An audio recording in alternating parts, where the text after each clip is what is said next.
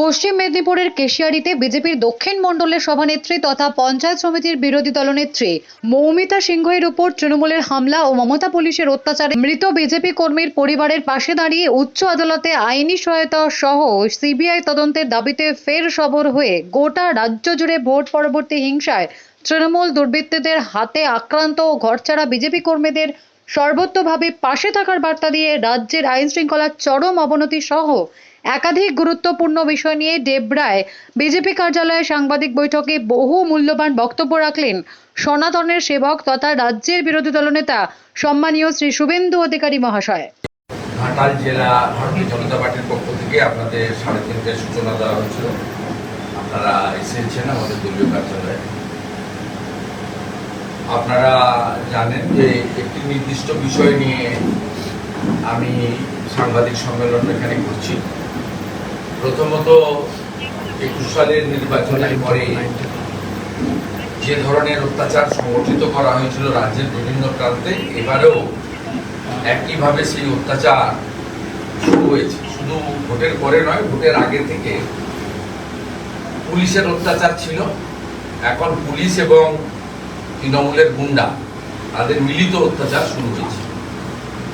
একটু আগেই আমি মেদিনীপুর মেডিকেল কলেজে আমাদের কেশিয়াড়ি পঞ্চায়েত সমিতির বিরোধী দলনেত্রী মৌমিতা সিনহা, যাকে বিডিও অফিসে ভিডিও ডেকে নিয়ে গিয়ে মার খাইয়েছেন কল্পনা সিটের হাত দিয়ে, তাকে দেখতে গেছিলাম এবং সেখান থেকে আমি এখানে উপবিষ্ট হয়েছি।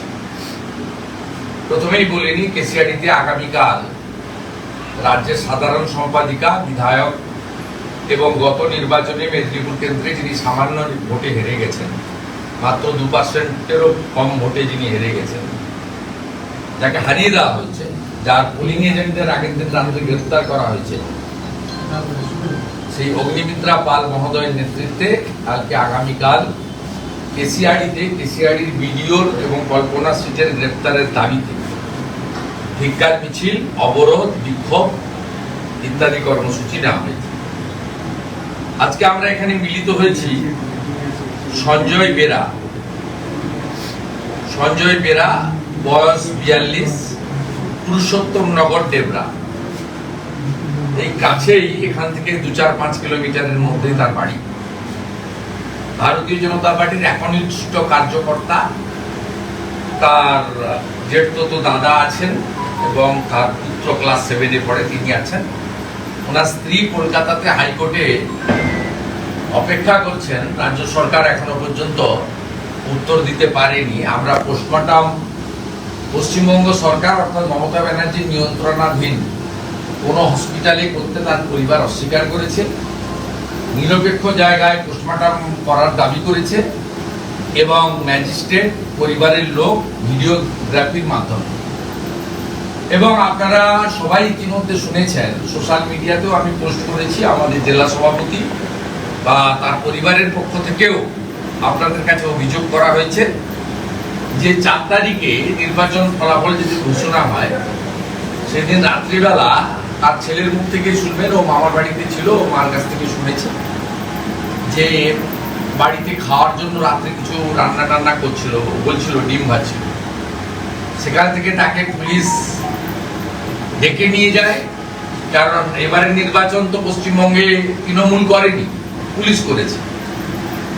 পুলিশ সেদিন জয়ের আনন্দে বিভোর ছিল, ডেবরা থানার পুলিশ। তারা কেশপুরে ছাপ্পা মেরে, যিনি এনামুলের কাছ থেকে ঘড়ি নিয়েছেন, আইফোন নিয়েছেন, টাকা নিয়েছেন, সেই দীপক অধিকারী বাবু ছাপ্পা মেরে তাকে জিতিয়েছেন। একা কেশপুর থেকে 1,30,000 লিড। এত লিড নন্দরানী দলও পাননি, আর গতবারে এত লিডও হয়নি 19 সালে, 1,08,000। সব রেকর্ড ভেঙে গেছে। তাই জয়ের আনন্দে ডেবরা থানার পুলিশ, যারা বালি থেকে টাকা তোলে, যাদের কাজ হচ্ছে টাকা তোলো আর তৃণমূল করো, আর রাত্রে সারা রাত্রি ধরে ঝাড়খণ্ড থেকে আসা গরুকে এখান থেকে হাঁটিয়ে পার করিয়ে ভাইপোর ডায়মন্ড হারবারে পাঠায়, যাতে নৌকো করে সব বাংলাদেশে পাচার করা যায়।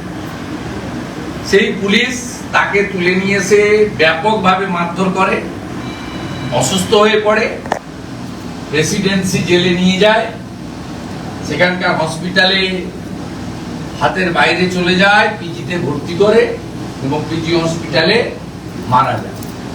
এটা কাস্টোডিয়াল ডেথ। সুপ্রিম কোর্টের যা নর্মস রয়েছে সেই নর্মসে কাস্টোডিয়াল ডেথ হলে তার পানিশমেন্ট কাস্টোডিতে যারা রেখেছেন তাদের ঘাড়ে যায়।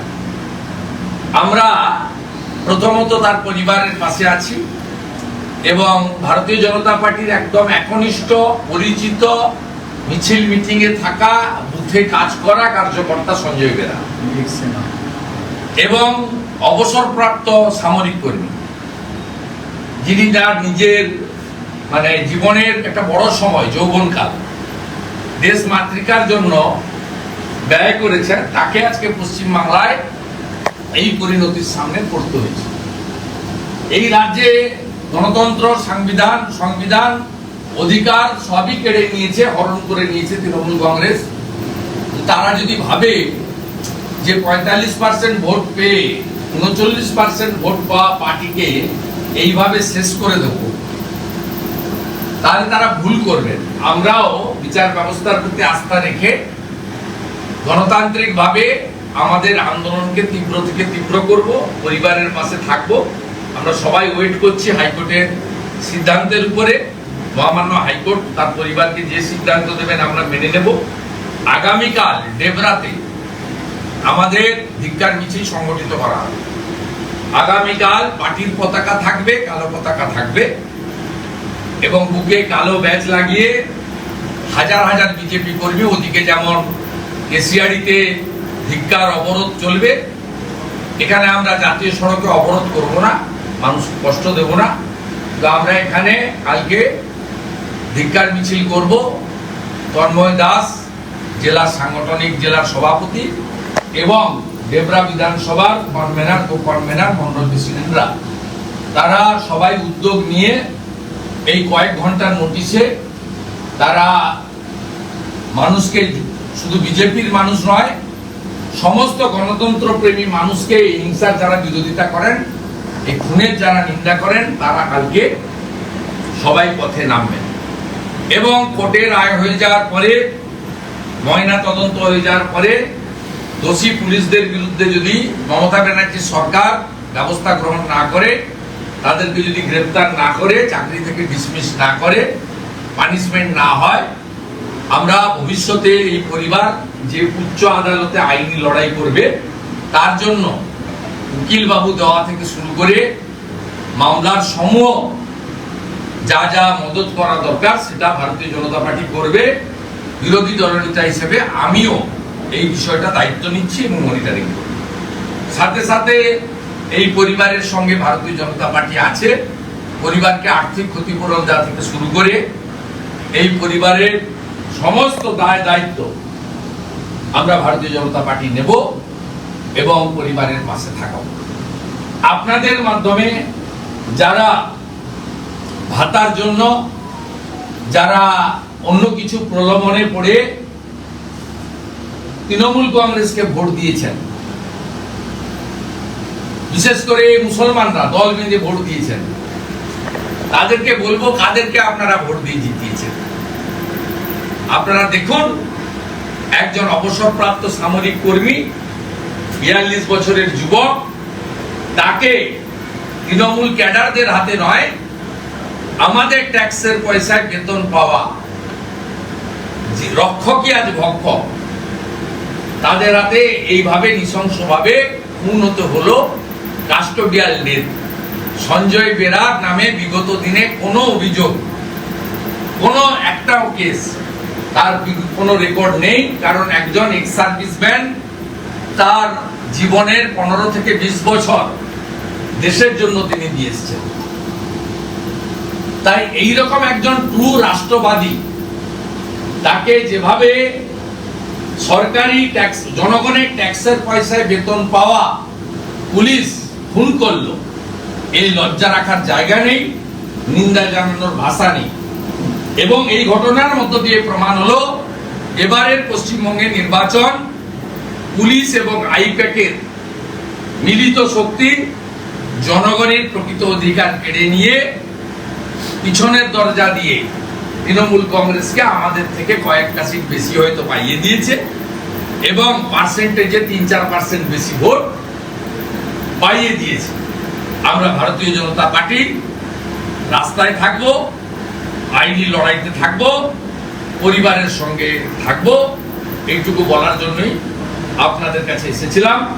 এবং ক্লাস 7-এর এই যে ছাত্রটি, এই যে ছোট্ট শিশুটি, এই যে নাবালক শিশু পুত্রটি, তার এই বয়সে পিতৃহারা হলেন, আমি মনে করি এর সমূহ দায়িত্ব রাজ্যের মুখ্যমন্ত্রী মমতা ব্যানার্জি।